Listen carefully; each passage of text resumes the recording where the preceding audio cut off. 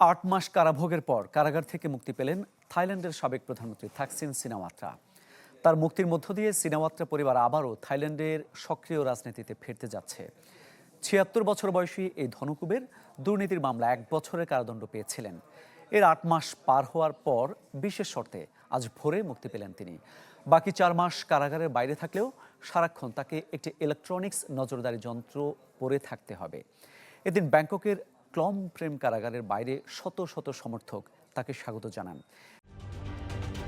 ঢালাইয়ে দৃঢ়তা, নির্মাণে নিশ্চয়তা, প্রিমিয়ার সিমেন্ট, ঢালাইয়ের রাজা। দীর্ঘ ১৫ বছর নির্বাসন শেষে ২০২৩ সালে দেশে ফিরে কারাদণ্ডে দণ্ডিত হন থাকসিন।